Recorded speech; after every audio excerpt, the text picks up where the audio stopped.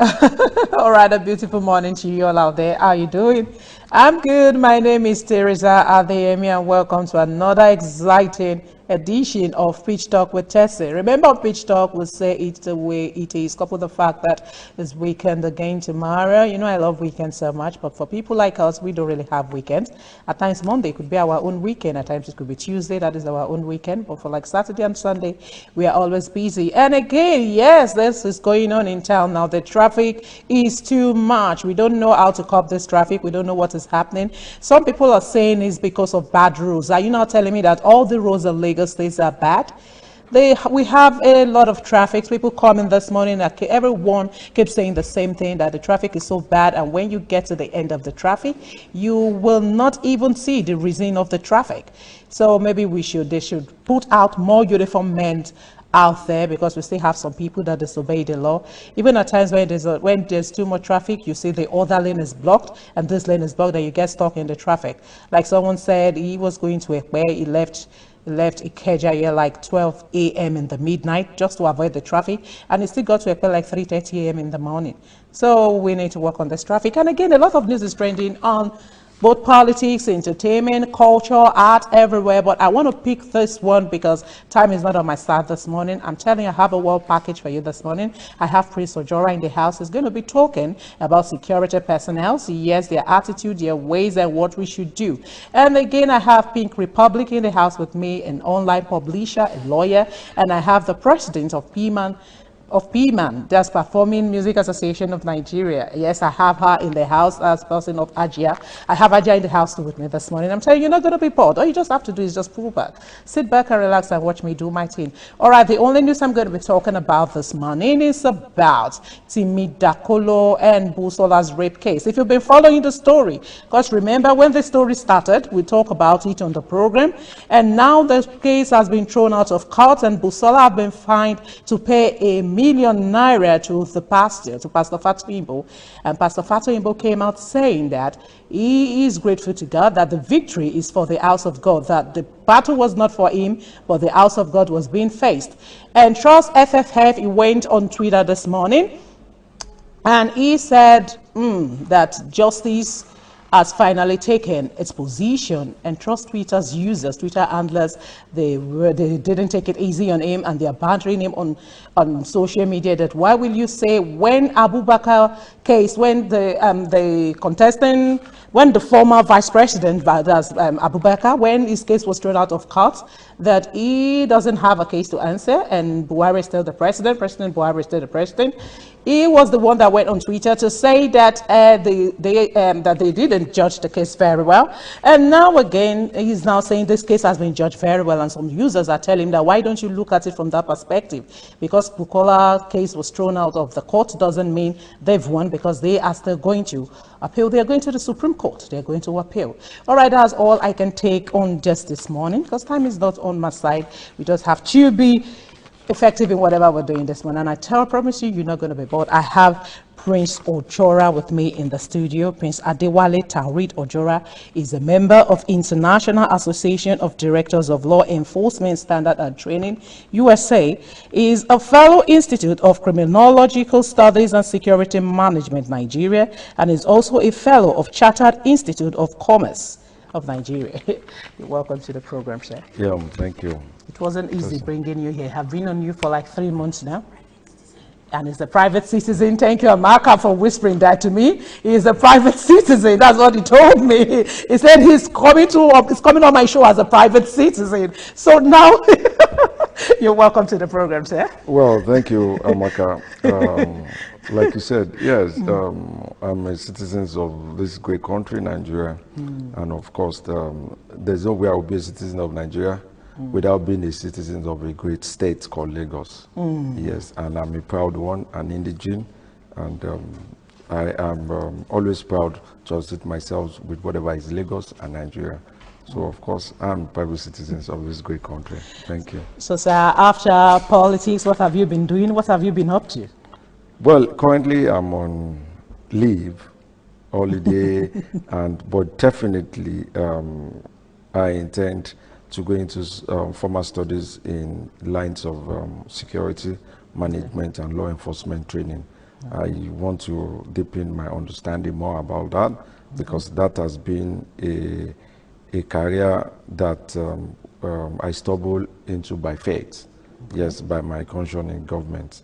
And I think it's something I've done in the last 4 years that I wanted to follow apart from my private businesses that will also go along with it because I intend to ensure that also set up a law enforcement training that would be a world standard that will be able to give people the right sense of orientation for our law enforcement because I think that is what is lacking majorly in the country right now.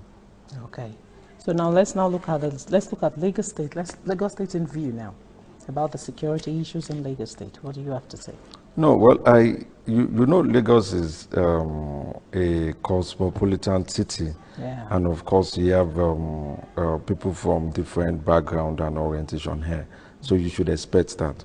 And because Lagos is also a city within the context framework that we call Nigeria, so of course, there's no restriction as to the kind of people that can come into here.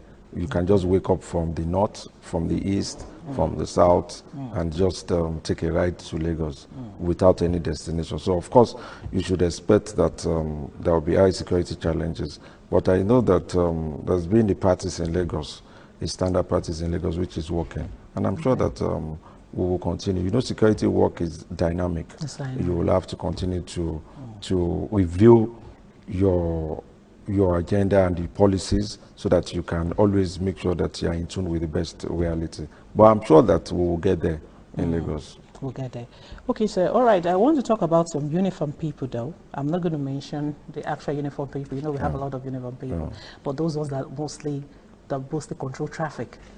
I want to talk about them. I had a recent experience with them. I was with someone in the car we were driving, and we never knew that was a one-lane lane. Okay. We now asked you, we wanted to dodge the traffic. We now went to another lane, and immediately they came to us, they corrected us, we were corrected. And we're like, oh, we are very, very sorry. I'm going to ask a lot of questions on this. I want to know a lot of things because at times I get it all twisted. And we're like, oh, we're very sorry, we're journalists. We know we should obey the rules of law. We're so sorry, so let us please make a turn back. And okay, the man now said, all right, we should turn back. And we went back and we stood on the line. And when we were coming, I think his people were now telling him, why will you let them go?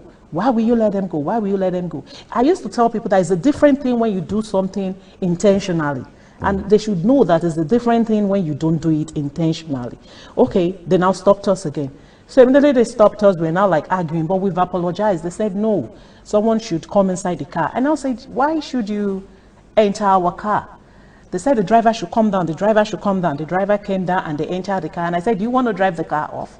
Is it normal? Is that kind of attitude normal? I mean, I was thinking that they shouldn't enter the car. If you tell us to come down, we'll come down, we'll park the car. And even if you have to drive our car to wherever you're going to, we should be the driver, not you. And the steward inside, he sat inside the car and it was a G-Wagon. He couldn't know how to operate it. So it was just like fumbling with the keys. I was not like, why are you doing this? Is this what they ask you people to be doing to us? Is it a normal attitude, sir? Well, you know one thing, there are two things that I will quickly point out first. Okay. Ignorance is not an excuse in law, all right? Then two, you also realize that all over the world, you have overzealous law enforcement officers. Okay. And Nigeria is not different from that. We have a lot of them here, both state and federal. But I'll just quickly talk about the state one because I had the opportunity of training them for like 4 years. Okay. So I know it is part of our training that we insist that most of the things you should do, it's more or less of a correctional things. Okay. If you notice a motorist is trying to turn into a one-way, yes, obstruction traffic, I think the best thing you should do is to quickly point it out to that motorist. But if the motorist insisted on plying their route, that's when you can enforce the law. To me, I think that is the best thing. That is what we try to impact on them. And severally at cost to also, when we train the state own, at that cost to inform the officers that it is not even right for you to get into the driver's seat Okay, because I was of a wondering private their car orientation. and trying to drive it. No, it is not right. It is not Okay. right because you don't even know the state of that vehicle. Assuming that vehicle's brake system is not good, and of course you are just driving for the first time, you enter that and something happened. You know, to me, you should allow the owner of the vehicle to drive. Yes. Right, even if you want to impound the vehicle for whatever reasons. And to me, Lagos has even gotten to a point that if you commit an offense, a traffic offense, I don't even need to run after you. They will pick you, and of course, you have your ticket at home. VIS, the Vehicle Inspection Services of Lagos State Government, is doing that already. Okay. And to me, if you try to stop a motorist or you try to arrest a motorist, and of course the motorist does not want to stop, I think you should just allow that to go. Take the vehicle number. The plate number is all you need. It's all you will need. get the address of that person, and of course you will serve the person the appropriate notices. And of course you take it up from there. To me, that is overzealous on the part of law enforcement officers to want to go into the driver's seat of a vehicle, a private vehicle, vehicles that you don't even know anything You don't of. even know anything about. No. To me, okay, you try to drive a G-Wagon, just like the example that you cited, and you don't even know anything. One single thing, you might completely mess up that car. Mess up the car. That's And it might have to take about some millions of naira to fix that car. So what explanation are you going to give? Okay, if the man says, okay, fine, what is my offense? My offense is 20,000 naira, 50,000 I'm going to pay. Then you're going to fix my car. okay. So where will you get the fund to fix a G-Wagon if they give you a bill of 1 million naira?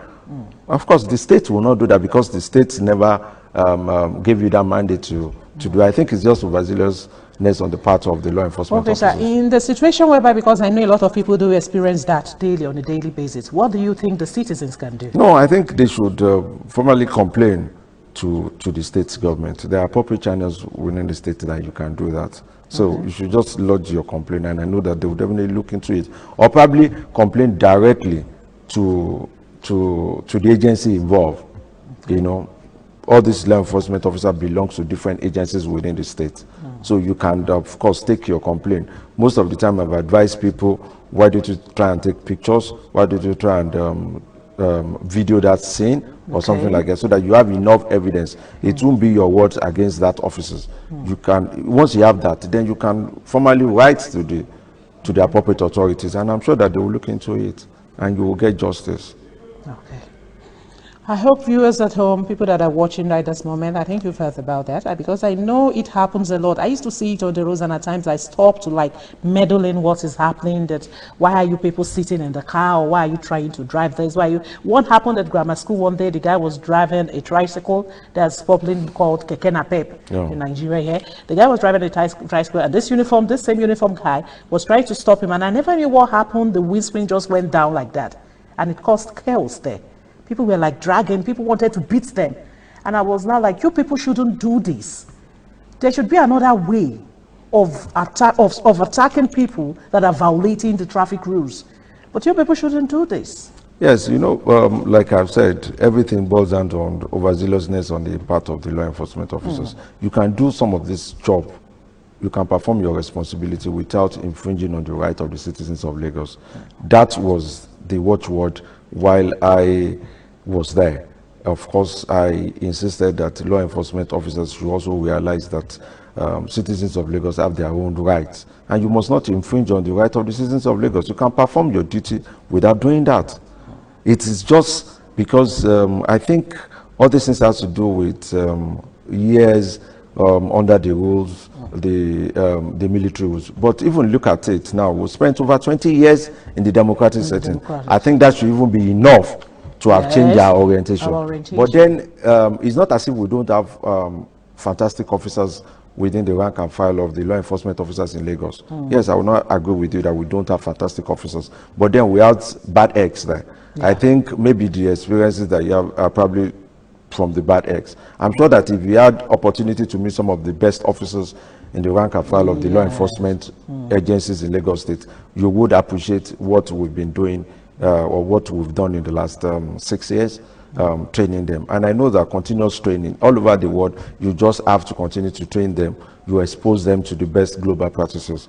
It is not as if you don't witness some of these things outside the shore of Nigeria. Yes, it might be more, yeah. But then the thing is, a continuous training exercise on a yearly basis will tend to limit and diminish the numbers of the bad eggs within this rank and file of the officers. Okay, all right, very much. Thank you very much, Prince. All right, I want you to advise all the uniform men out there, because we have to close the segment now to bring another guest on site. I want you to advise all the security men outside there. Well, I just want them to realize that because you put on a uniform does not turn you to a tin god. Yes, you are meant to serve the citizens of the state and citizens of Nigeria. So you should also accord us our own respect as citizens of this country. And then you will also have to do your job, but then without infringing on my rights. But then over-seriousness should not be the watchword, because I have watched so many videos online. I've seen so many things that are not good for the image of the law enforcement profession. And I think the officers should realize that they are always an ambassador of the state, for the state officers, an ambassador of the country, if they are federal agents, and they should know that there's some things that are expected of them. That uniform is a symbol of authority of Lagos State and a symbol of authority of Federal Republic of Nigeria if you're a federal agent. So you must always realize that and put that in your brain anytime you're on the road or you're trying to discharge your responsibility. But I think we should go of the way of the ICT. Okay. All over the world is ICT. Nobody runs after you.